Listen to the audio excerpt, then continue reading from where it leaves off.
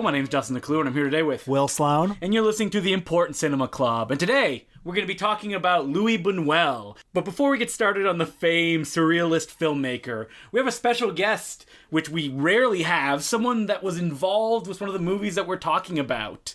He actually helped write the story for The Exterminating Angel, and I'm going to let him explain exactly how it happened. Ladies and gentlemen, Owen Wilson. Well, hi, guys.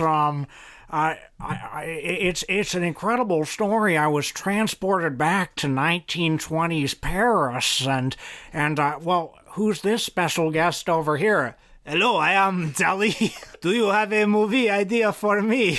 Well, my idea was you could have a house for a fancy dinner party for a rich family or rich people, and they're not able to leave. That was Owen Wilson in Midnight in Paris, the Academy Award-nominated film by Woody Allen. It was a good time for me to test drive my Owen Wilson impression. Do you have a familiarity with Louis Buñuel as a filmmaker? Have you watched a lot of his films, Will? Buñuel's one of those people who, being interested in movies, you probably end up seeing like a half a dozen of his movies just because you do. Especially at like Film 101, where they're going to throw a Chien d'Alou or The Golden Age up. Yeah. Because those are like textbook films. But definitely, and he's definitely made movies that I like a lot, but not somebody who I've spent a lot of time thinking about or reading about. So this is definitely kind of an in-process episode. Yeah, I was going to say the same thing that me and Will, we watched The Exterminating Angel and The Discreet Charm of the Bourgeoisie and also Simon of the Desert, but it felt like I was just scratching at the surface of his work. Like, the more research I did about the filmmaker, the crazier his life proved to be, and my assumptions of what kind of films he made, like that they're all kind of like The Exterminating Angel, it was destroyed because he made straight dramas like The Young and the Damned, which I did know about, but I didn't know that he made like an English language film about racism called The Young One, also known under its English working title, White Trash. And a stunning variety of cultural contexts that he worked in. Not just, Paris in the 20s with the surrealists like Salvador Dali, who he was a close collaborator with, but also Franco-era Spain, Mexico, America, France. And then, finally, especially in his later years, working in France kind of after the New Wave. So, Louis Buñuel was born in Spain. He grew up as a rich kid who went to Jesuit school and was brought up very religious, but who says that he broke with religion very quickly when he realized that it made no sense. And I think here are kind of the seeds of what would unite most of his best work, which is a deep distrust of arbitrary cultural hierarchies, imposed by wealth and power, and what he would suggest are strengthened by religion, which he regarded as hypocritical. It's funny that he did come from money because his films were always attacking those things. Like the bourgeoisie and the upper class were targets from the get-go when he made Un Chien d'Alou with Salvador Dali. Even though that if you look into it, they basically wrote the scenario together. Their idea was to capture images that they had seen in their dreams and kind of lay them on film without a clear narrative. Just that kind of, what is the word that a film professor would use? Stream of thought? Stream of consciousness. Exactly. In the interview I saw with Louis Buñuel today, he said the rule was to refuse any image that could have a rational meaning or any memory or culture. Preparing for this episode, again, I wish that I knew more about Buñuel and have seen more Buñuel because I'm very intrigued by what I've seen. I mean, I'd seen The Exterminating Angel before, but I hadn't seen The Discreet Charm of the Bourgeoisie before. And watching these two films this week, they broke my brain a little. Yeah. But like in a good way. I think that what I always associated with Buñuel was like a Chien d'Alou and that kind of stuff, which was out and out surrealism. Like, look at these crazy images. Yeah, you got a guy with ants coming out of a hole in his hand. You have the famous shot of the cow's eye being cut and then cutting to a moon with clouds over it. Get it? You're linking images. You got a guy who he's chasing a woman in the room and then all of a sudden he's got two pianos strapped to his back and the pianos are dragging cows and bishops. Watching these movies, especially, I had seen Exterminating Angel before, but just another rewatch, paying close attention, what really popped this time was the craft that he brings to these movies, and that they work so well, not because of his mastery of presenting weird sights, but it's of grounding them in realist narratives that have their own logical, illogical kind of structures. Yeah, this is the thing. Like, Discreet Charm of the Bourgeoisie, I found it a very pleasurable viewing experience. I also found it a very challenging viewing experience because I had to really pay attention to it. It's a movie that has dreams and dreams within dreams and fantasies and kind of out-and-out surrealism, but all delivered in the same deadpan style. Yeah, like, this stuff going on is not that crazy, and there's enough things to ground the narrative that when those things pop up, it's weird. Like, people having lunch, and suddenly a soldier sits down beside them, and he goes, "Let me tell you the story of a dream that I had yesterday." And it's like cut to like a weird stage play with painted backdrops. And it's easy to lose track of where are you in relation to reality because everything is presented very literally. And that literalness can kind of lull you into this sense of it's all real. And then something really absurd will happen and it'll kind of punch you in the gut. There's this one scene where these characters that are the centerpiece of the film, that are all these rich, kind of empty people who keep trying to meet for a dinner date and just have dinner, and they never get to it. They keep going and going, almost getting so close, but never quite getting there, are revealed to be on stage. Yes. And then it cuts to the guy in the conductor box, like, whispering the lines to the people on stage, but they don't know what to do, and they're covered in sweat, and they, like, panic and, like, get up and leave. I guess the other thing that makes them a slightly challenging viewing experience is his films leave so much unsaid. So take a movie like Belle de Jour. Erotic masterpiece. His erotic masterpiece, one of his most famous films, and a more kind of serious movie than either of these films. So Catherine Deneuve plays a housewife who kind of on a whim decides to become a prostitute. And there's a scene where one of the prospective clients opens up a box and shows her something in it to indicate that he wants to incorporate it into their sex. And she looks at it and says no. And then it just kind of cuts to another scene. And you don't know what was in the box, and you don't know what it meant to that guy, and you don't even know what happened after that. But people have read that film, especially that scene, as like the most erotic thing that they can think of. Because it exists in the mind, right? And as we all know, the mind is the ultimate erogenous zone. I'm kidding. That's your opening line to any girl that you go on a date with? I'm kidding. It is the penis and the clitoris. But we should jump back a little bit. After Buñuel made Un Chien Andalou, he almost instantly the next year, him and Dali got a commission from a movie cinema to make The Golden Age, or L'Âge d'Or as it's called. And that movie is kind of just an extension of Un Chien Andalou. It's an hour long. I like L'Âge d'Or quite a bit. I mean, I feel like the satire is a little sharper, perhaps. I mean, it's more directed at religion. And yeah, absolutely. Because a lot of the plot, such as it is, and, you know, like A Chien Andalou, a lot of it is disconnected vignettes. But a lot of the plot is about this young couple who want to consummate their relationship, but they keep being stopped from doing so by the morality of the day. And then when they finally start consummating their relationship at this fancy garden party with the band and everything, it makes everyone at the party turned on, and it turns into an orgy with people like sucking the toes of the statues and stuff. Which ends with the Marquis de Sade showing up, and then Jesus Christ himself leaving that orgy. Oh, it ends with an allusion to the 120 Days of Sodom. Yeah, and that scene of Jesus leaving the orgy. The censors were not pleased. That scene blew my mind when I saw it for the first. I saw L'Âge d'Or in the perfect context, which was Reg Hart's Cineforum. What is Cineforum for people that don't know what it is? The Cineforum is this movie theater, I think is the phrase I'm looking for. That's run in Toronto by this local eccentric named Reg Hart, who runs it out of his living room on Bathurst Street, and he posters the city. Like if you come to Toronto, you will see a Reg Hart poster walking the streets. They're these photocopied black and white things that promise LSD movies or like sex and violence cartoons. Yeah. They've been the same ones for almost 10 years? Longer than that. Like, he'll show Triumph of the Will. He'll show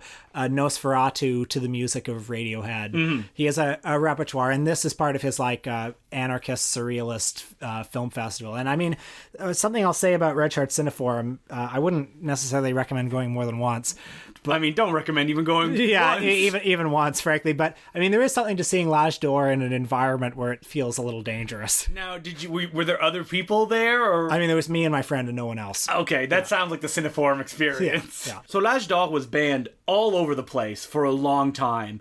And what's really surprising for a filmmaker who had like two big controversial hits right off the top is that Buñuel didn't really work as far as making hits or things that penetrated the cultural consciousness for a long time. I mean, he and the other kind of left-wing intellectuals of the era found themselves on the wrong side of certain political developments happening in Europe. I mean, his good pal Salvador Dali ended up being a crazy right-wing fascist, so they did not stay friends for very long. Separate the artist from the art.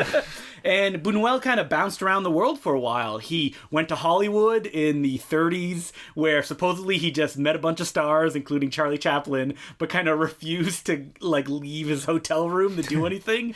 And then he ended up going back to Spain and then going back to Hollywood, where for a long time he dubbed movies into Spanish. And at a certain point, his career was saved by MoMA, who hired him to re-edit Nazi propaganda to make it into American propaganda. But then just as he was about to get his citizenship, he couldn't get it because he was a communist. Yes, that is 100% true. The witch hunts happened, and he was chased off once again. And he found himself in Mexico. Mm-hmm. But he did have the hit in 1950 at the ripe old age of 50 years old of The Young and the Damned, which was this social realist film that really made an impact. And once again, like every Buñuel film, really raised the ire of all the officials, like, how dare you portray the poor this way? Yeah, and then Viridiana, even though it won many prizes at film festivals, was banned in Franco's Spain because of its Last Supper scene. What was fascinating about Viridiana is that the Spanish officials actually wooed Buñuel back, come on, work back in Spain, work with us, don't do your stuff in Mexico. And he went, okay, well, this is the movie I'm gonna make. When he sent it to the censors, they only had a few notes, including the final scene, which you don't see it literally, implies that the main female character goes and sleeps with her cousin. So he rewrote it where she walks in and sees her cousin and another girl, and she goes, oh, and her cousin goes, oh no, I'm sorry, you just interrupted us playing cards. Would you like to come and play cards with us? And the censors were A-okay on that. So instead of just lovemaking on screen, it turned into a threesome. And that film pissed off all sorts of people. The Vatican. Yep. Who threatened to excommunicate Buñuel, I think. And he was an atheist, so he didn't really care that much. Yeah. They should have done it. Yeah. Just for fun. So he ended up, I think, in Mexico again, didn't he? Yeah, where he made The Exterminating Angel in 1962, a film that we both revisited for this cast. I love The Exterminating Angel. I think it's so much fun, and it's so well executed. It's taken so seriously in the film that it is essentially a survival tale. If you did this entire story with a plane crash, it wouldn't be that different. You wouldn't have to change the script that much. Yeah, I have heard people compare it to a disaster movie. The humor is extremely dry throughout. So the plot of the movie, as Owen Wilson said earlier in the episode. Hey, where'd Owen Wilson go? I guess he had grown up he's a busy man. He's got an active Hollywood career making that movie where he searches for his real father. Oh yeah, it's coming out soon. Yeah. Ticket already bought. I'm sure we'll cover that on the podcast. But anyway, the plot involves a dinner party for the ruling class. They have a lovely dinner. They make fun of the servants. They spend a lot of time saying horrible things about poor people. When one of the servants trips while carrying food, they all laugh at him. There's one character who talks about how a train crashed and it crushed the whole third class car and they all died, and they thought that was funny. Well, I hope they get their comeuppance in this movie. Well, just as they're all deciding to leave, they find by some mysterious compulsion they can't leave the room. There's no invisible wall. There's no barrier. It's just they can't leave, and people can't get in either. So the media is outside. The police are outside trying to get them out. Meanwhile, this room of terrible rich people is in, with a chisel going at the wall trying to get water from one of the pipes. They're committing suicides in the closet. Like they go into the closet to have sex or, take a shit or do whatever they have to do to survive. And they slowly realize that they're going to die here because they cannot leave this room. Well, some of the symbolism of the movie is very blunt. Yes. I mean, it is a film literally of insiders and outsiders. But I like that, I like some good, class war symbolism. But just the craft at play in this film, the way the camera moves and the way that it does its dramatics, or even the sequence where a woman has a fight with a discombobulated hand, just like it's out of Evil Dead 2. Yeah. And it's never, I feel, too much. Like, you're always involved in what's going on. While it is a joke, it treats itself, like I said before, extremely seriously. And on a thematic level, I guess one of the ideas recurring through Buñuel's movies is that the way we behave is conditioned to us in a very early age. We're brought up to believe in certain social structures, in certain rituals. I mean, dinner, the setting of the dinner recurs in his movies as this kind of structuring ritual that gives meaning to our lives. And like any movie like this, what it does is eventually, once those norms crumble, you see the raw anger and uncontrollable lust that is at the base of every human being. Yeah, and you see how fragile the systems really are. But also, I think there's some kind of metaphor in here about, we have this rigid social system, this class system, and we could dismantle it if we wanted to, and yet some compulsion is keeping it in place, And that also plays in the end of the movie where they go into some other edifice that is reoccurring in Buñuel's work, and suddenly, they can't leave again. Yeah, and who knows what that institution could be. I don't know. I don't want to spoil anybody, so...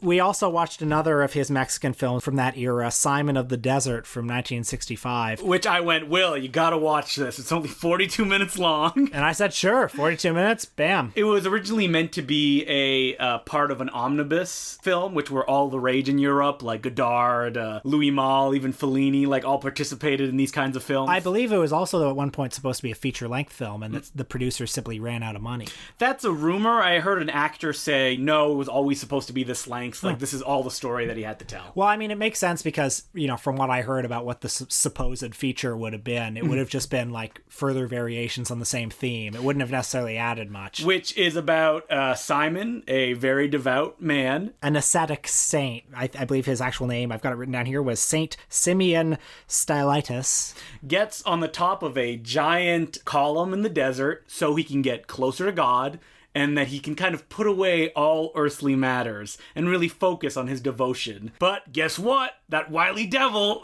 shows up and wants to get him down from his perch. In the alluring figure of the actress whose name escapes me at this point. I thought this movie was probably the funniest of all the Buñuel ones that I watched.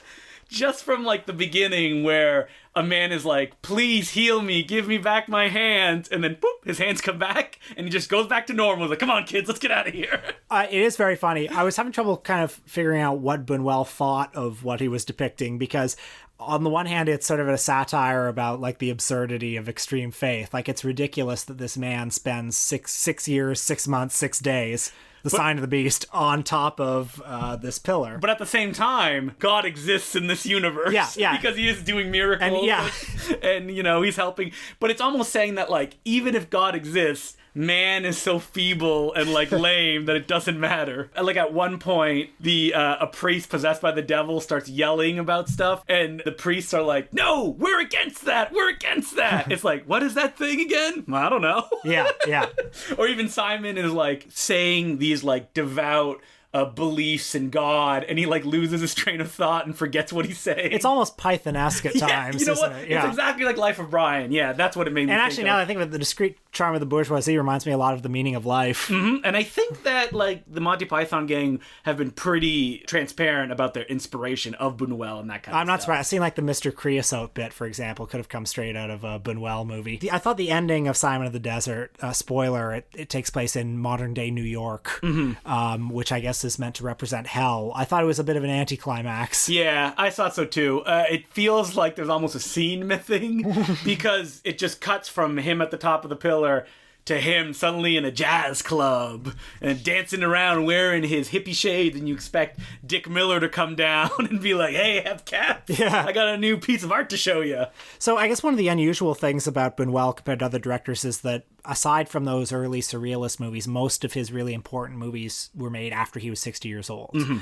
There was a run of movies, not only Belle de Jour, but also Tristana, The Phantom of Liberty, That Obscure Object of Desire, and the 1972 film that we watched, The Discreet Charm of the Bourgeoisie.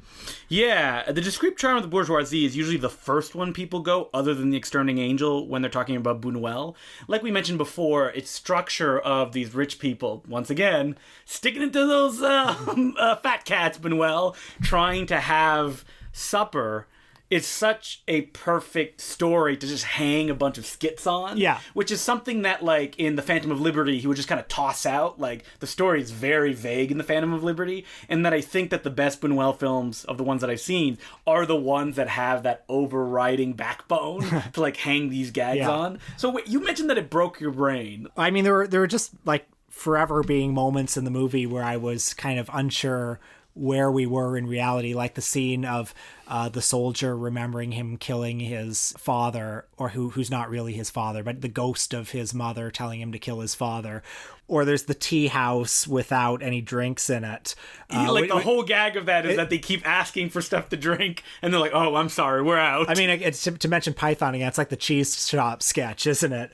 Or, there's the scene where they sit down for dinner, and they're in the theater, or the other scene where they sit down for dinner and the army comes in, and the scenes don't have punchlines like Python does. What I really liked about that army dream, though, is that he explains his whole dream, and then it ends, and the general goes, hey, can you tell us the one about the train? And he's like, oh no, we don't have time for that one. We gotta get going. Yeah. The other challenging thing about it is that I had trouble telling all these characters apart. They're all empty vessels, that's the strategy of the film, of course. Other than the relationships that they have with each other, there's no way to tell them apart. And they're like ambassadors that are bringing cocaine in, and they're also being hunted by terrorists. Yeah, and not everyone is who they seem to be. Yeah, because there is this like guerrilla terrorist group who keep infiltrating, and at one point gun them all down in what I think is actually a dream sequence. People are constantly waking up from dreams as the movie goes along, and you have no indication of whose dream you could be following. That's almost the punchline to the gag, that suddenly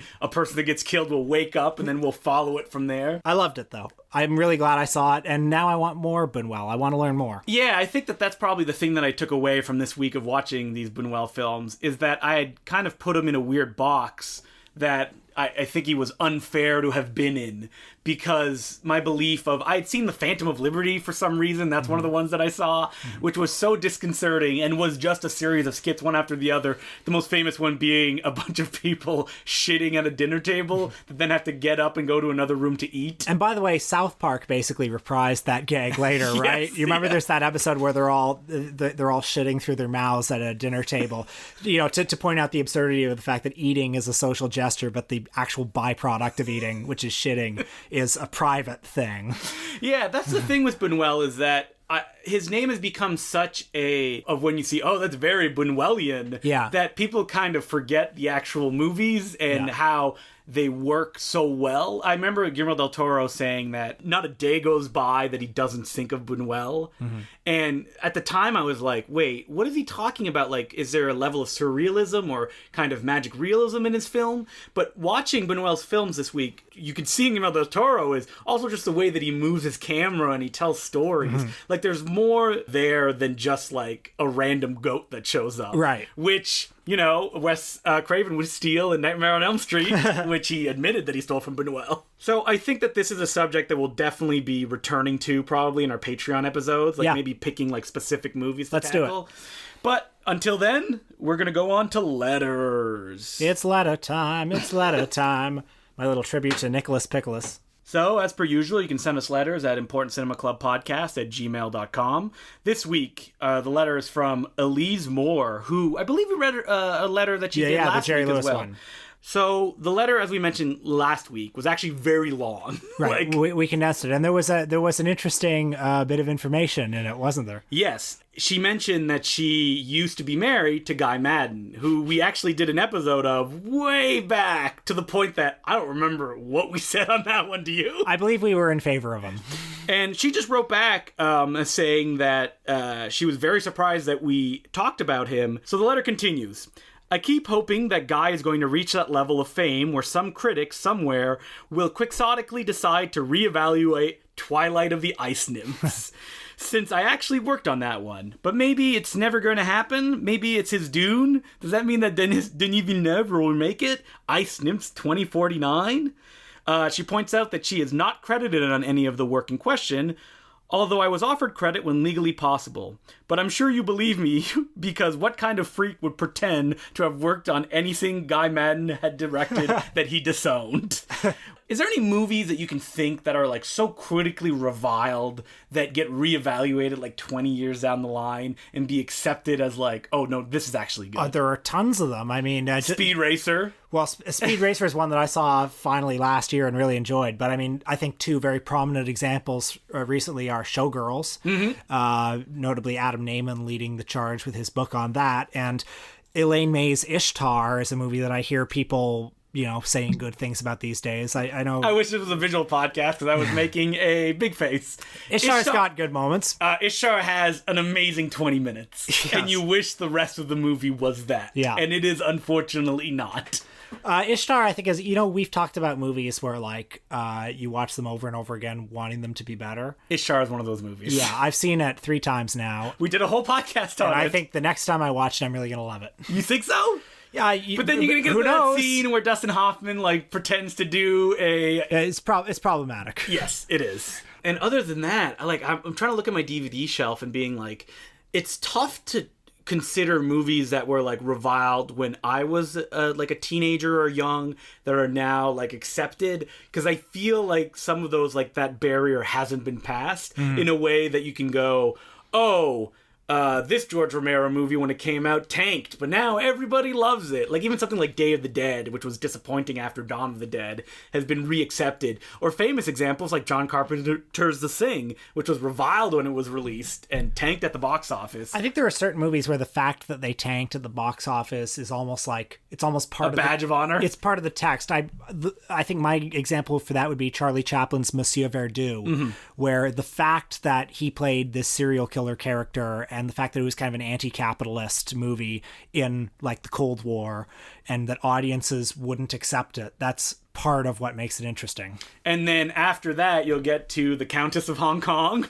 I have no revisionist appraisal of that one. Not yet. Not yet. But soon. Well, A Countess from Hong Kong and A King in New York are 2 films that are also in that category of movies that I've watched multiple times. Hoping to love. Oh man, I'm trying to think of there's no movie that I would consider a classic that I've watched multiple times, but there are some that I've put on because my friends like it, and I've sat there going why don't I like this? A good example of that is Alex Cox's Repo Man, which is a movie that if you gave it to me on paper, I'd be like, I love this. This is going to be amazing. But every time I watch it, there's something that just doesn't click with me. And I've owned it on VHS. I've owned it on DVD.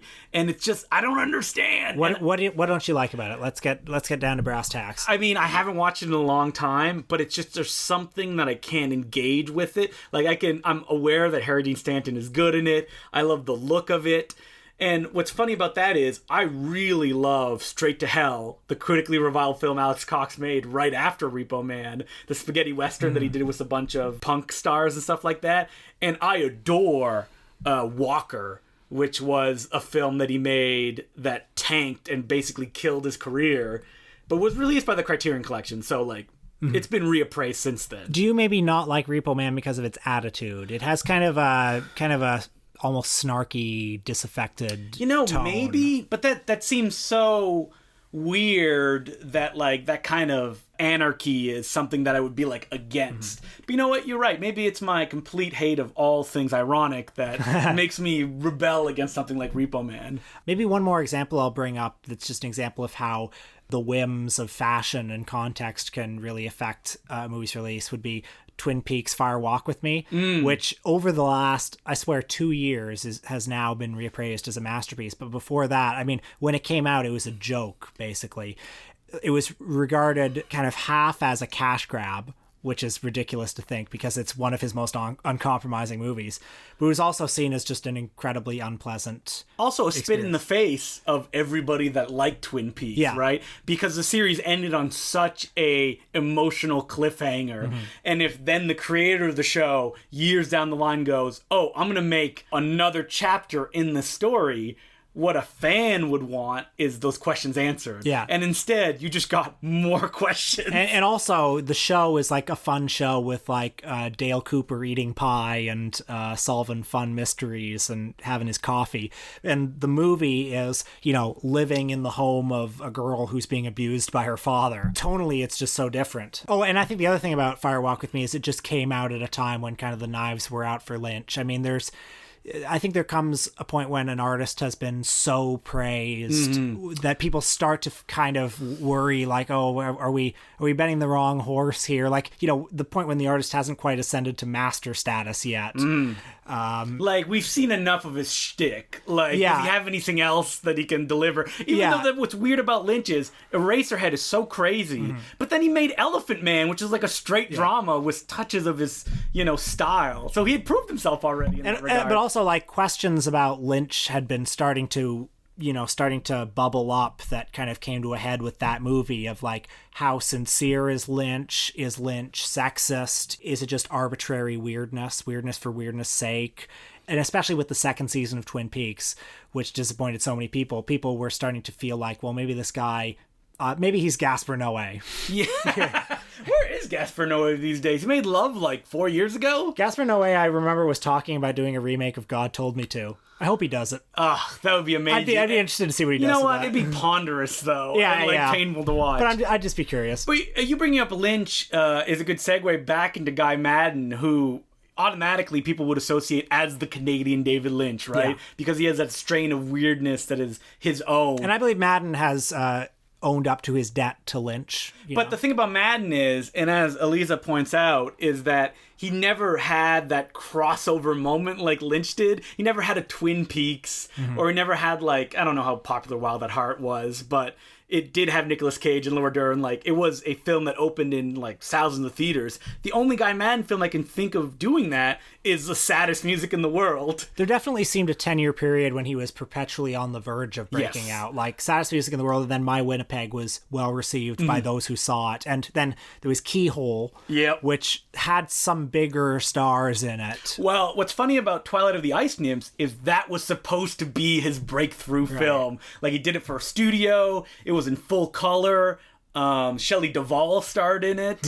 Like, this was supposed to be the box movie office that was going to take him essentially to the next level. And what ended up happening was, I haven't seen Twilight of the Ice Nymphs in years, but I remember it feeling like a pale imitation of Guy Maddin in some sense. Like, his heart wasn't all in it, which is very unfortunate. And maybe it should be reevaluated. I don't know. I haven't seen it, like I said, in years. Thank you very much for the letter, Elise. And if you'd like to write us, you can do so at importcinemaclubpodcast@gmail.com. What are we doing next week, Will? Well, the Royal Cinema in Toronto is going to do a retrospective of one of the key American visionaries, I think.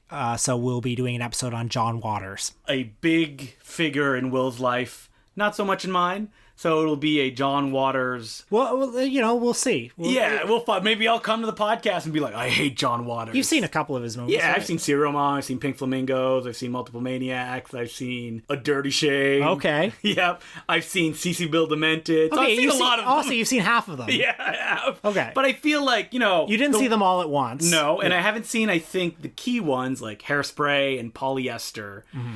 So the ones and Female Trouble. And Female Watch Trouble. that one. So I think pick the ones that we're going to talk about. Let's classics. So let's do Female Trouble, and maybe a later period one, like the good ones are kind of like up to and including Serial Mom. So I don't know. Maybe we could talk about. I think I'd like to talk about Polyester actually. Okay, Polyester it is, and so it'll be John Waters next week. And until then, my name is Justin DeClue. I'm Will Sloan. Thanks for listening. We've been going to see a lot of the Tarkovsky movies that are playing at the Lightbox this week. Probably influenced principally by our friend Marco Balaban, who's like, you gotta see these movies with me. I'd seen a few of them before. I'd seen Solaris and Stalker before. I remember when I was like younger, and when Solaris first came out in the Criterion Collection, and when George Clooney did the remake. Yeah, Steven Soderbergh. Yeah, like Solaris was almost talked about at this time as if it was this like unendurable object. Like people talk about it as like extreme art cinema.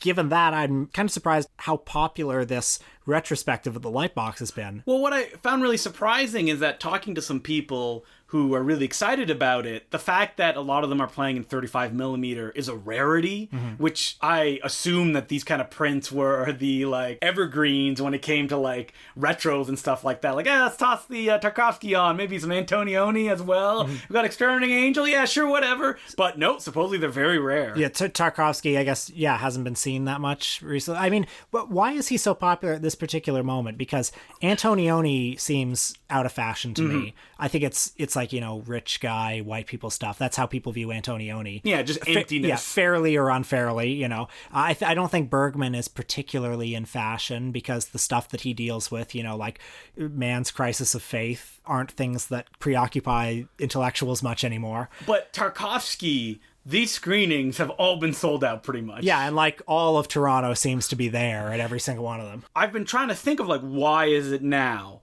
Like, why do people feel they need to come see these movies at the Lightbox? The first one that we saw was The Mirror, which is a very difficult Tarkovsky film. I had a hard time with it. I have to be honest. And I remember when I walked into the sold out audience, I had to sit in the balcony, that I was very disappointed that it was a DCP. And it was an ugly looking one as well. Well, the Tarkovskys that I've seen in 35mm, like I saw Stalker at the Lightbox a year and a half ago, and it had there was a grain to it that gave it an intensity, a texture. It felt like a living thing with a heartbeat, whereas that Mirror DCP had a milky, washed out quality to it. Yeah, we ended up going to see Nostalgia, not Nostalgia, as our friend Marco keeps telling us. It's Nostalgia. There's a GH in there. Yes. And the thing about Tarkovsky is that there was always been this barrier to me where I've been kind of fascinated by him, like I am with a lot of difficult cinema, where, you hear that Andrei Rublev is 235 minutes in its longest version, and you're like, what could that be? Like, it's so popular, I want to watch it. And then usually I end up watching like 20 minutes of it, and I'm like, oh man, I get distracted by something else because, you're at your computer, your phone goes off, and you can't give it the attention that like it deserves. Because these are movies that the theatrical experience were made for, where you got to get lost in it. And watching Nostalgia, which I was surprised doing research afterwards, is one of his most dismissed films. Really? Like, it's not brought up a lot because many people consider it a parody of his previous work, like the elements, like self-parody. Exactly, yeah. Like the water and the kind of like broken down environments. I thought it was stunning. Personally, I thought it was amazing. Yeah. To the point that like when it ended, I was like, I could watch that movie again. Like if there's like a nice Blu-ray version, just like to capture things that I hadn't seen before. Because this barrier that I put on myself of this film is going to be very difficult, which is something that, every now and then comes up. Do you ever have those thoughts, Will, that like this is going to be a difficult viewing experience? Oh, sure. I mean, these Tarkovsky movies, well, with the Tarkovsky movies, one of the appeals of them for me is that it's going to be almost like an immersive environment. Like when I see these movies, it kind of feels like having an out-of-body experience in a movie theater with these kind of like durational epics that are so, where the images and the sound are so intense.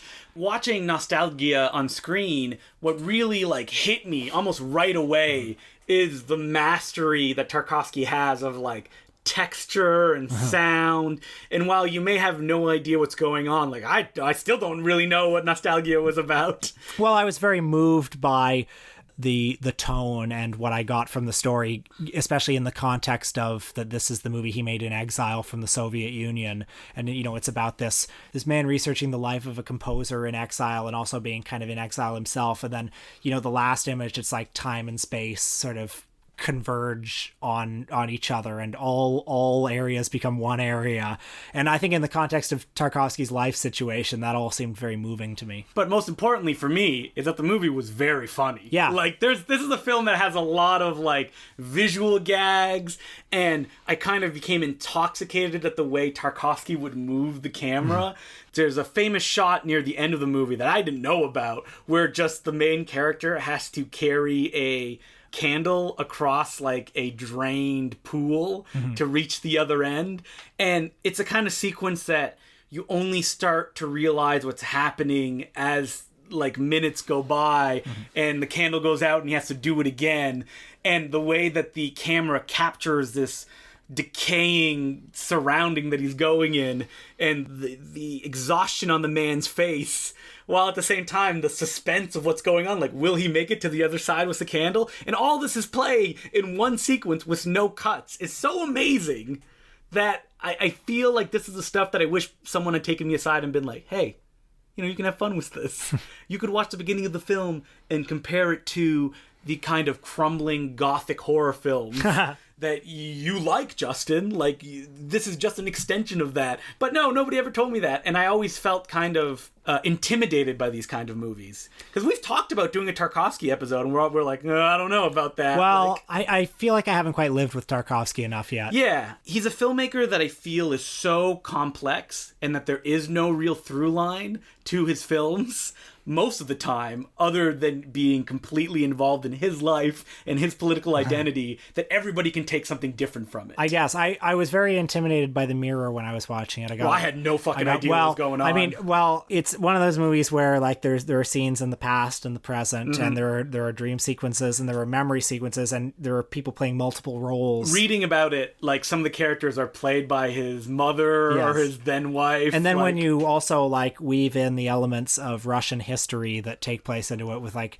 stuff about the war and actual newsreel footage, and so there's the personal and the political, and you know, I need that annotated guide as you watch it. I was intrigued by it. I'll give it that. Even The Mirror, sitting there and watching it, visually there's images that I'm like, whoa, like, I wish I had seen these before. Yeah. Maybe the reason that people are seeing Tarkovsky movies now is that they want to challenge themselves in some weird way. Yeah, and I think there's something about like being in a movie that's a bit of a challenge and you have to pay attention to it, and you're freed. It's like an out-of-body experience, and you're freed from all these other distractions, you know, your phone, your tablet, your whatever. And it's not something like Chaplin or even the Marx Brothers, which has a kind of feeling of always being around. Like, Tarkovsky is something that people know, right, but they don't watch because it is that difficult. And it's also right on the end of, like, these prints, they're probably not going to come back here. Because they're either on their last legs and have been cut to shreds, like you mentioned Andrei Rublev was. Oh yeah, terrible print.